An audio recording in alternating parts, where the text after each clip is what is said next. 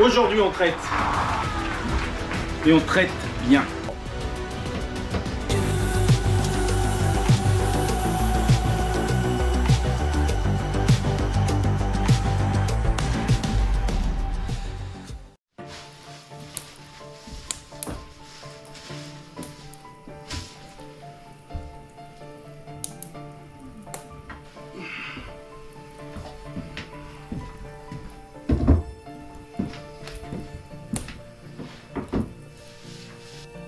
Bon, pour ceux qui me suivent, vous savez que j'ai déjà réalisé des planches à découper pour 2-3 amis à moi.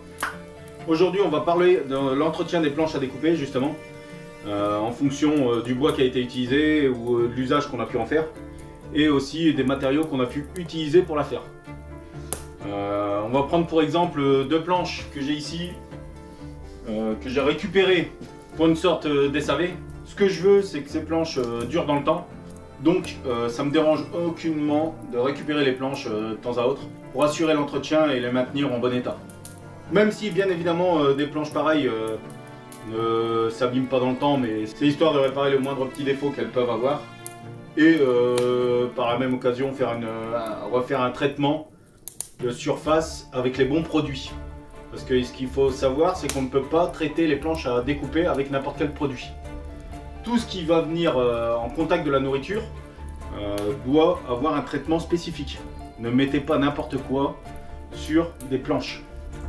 Donc moi ce que j'utilise c'est de l'huile de tong ou comme d'autres l'appellent de l'huile de Chine, de l'huile de bois de Chine ou même de l'huile d'abrassin.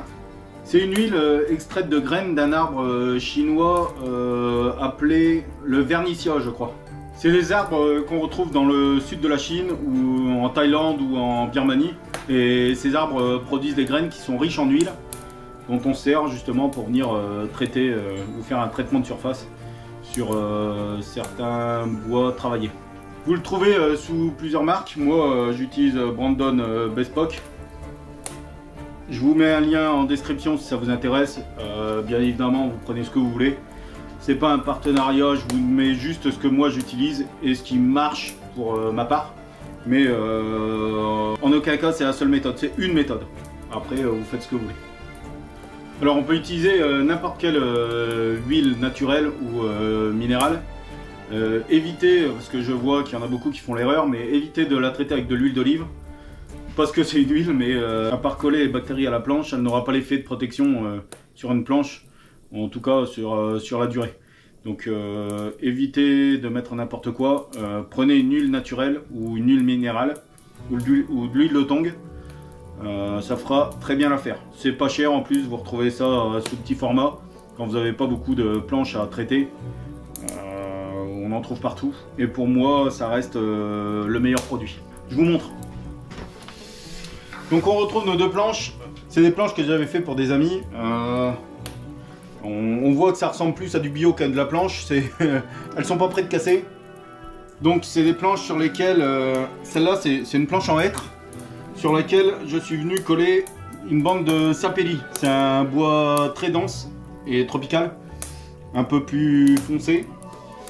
Et en gros justement, cette planche-là m'était revenue parce que la tension de ce collage là a engendré une fissure sur le dessus, ce qui est normal.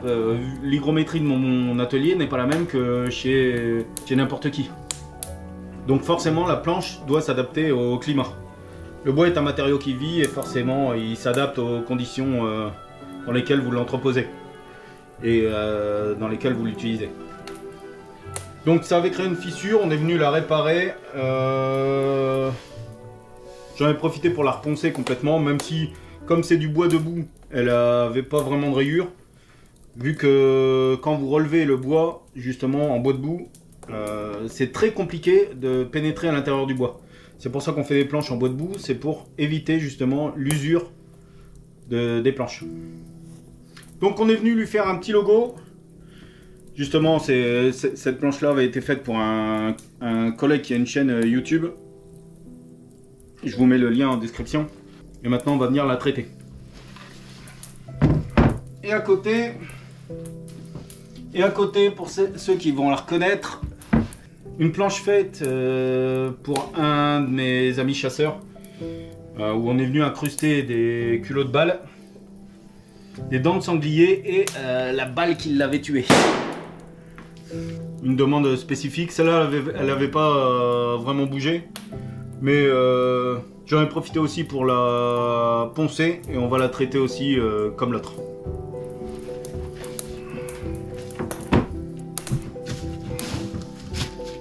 Bon, bien sûr, je suis venu protéger avec un plastique en dessous, parce que l'idée c'est vraiment de noyer les planches et ça va forcément dégouliner.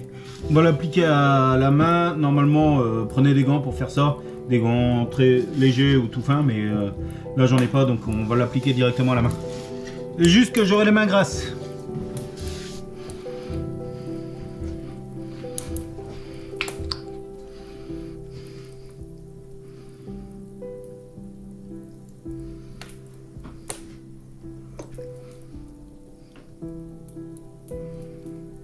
Vous voyez, n'hésitez pas à en mettre. De toute façon, il faut que ça pénètre bien, donc il faut la noyer complètement.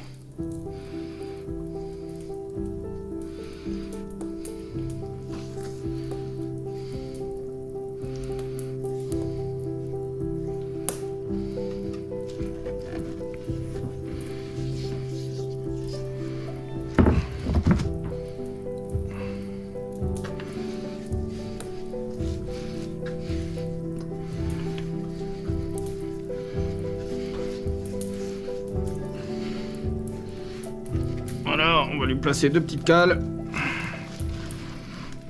pour éviter que ça colle au bois.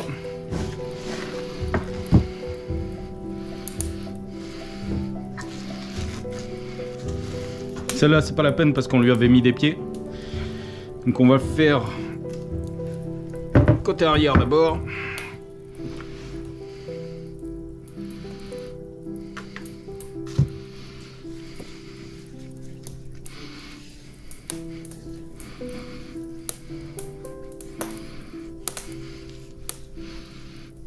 Vous voyez comme le bois ressort.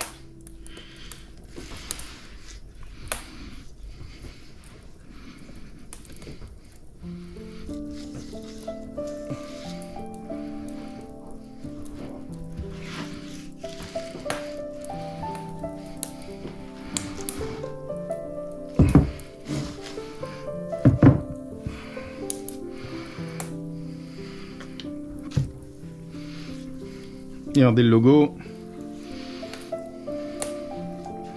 On le nourrit bien. Ça vient d'être gravé.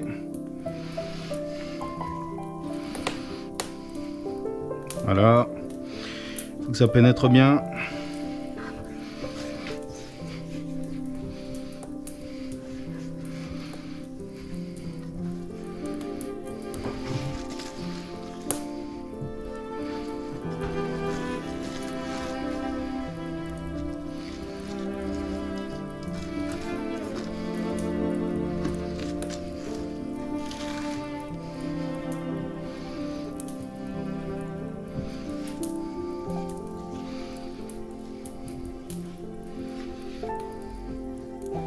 Vous voyez, si ça fait des bulles, c'est que c'est en train de pénétrer.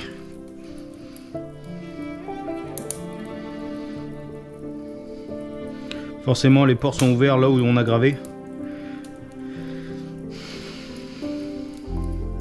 Magnifique.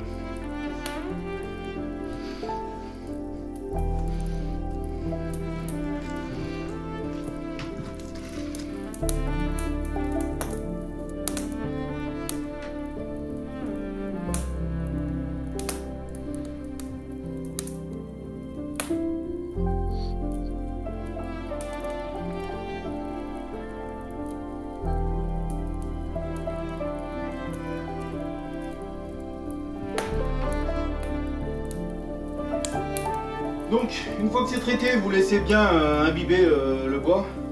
Ça va boire et refermer les pores par-dessus l'huile qui va pénétrer. On finira par essuyer le petit surplus qu'il peut y avoir. Et là, les planches sont reparties pour 6 mois.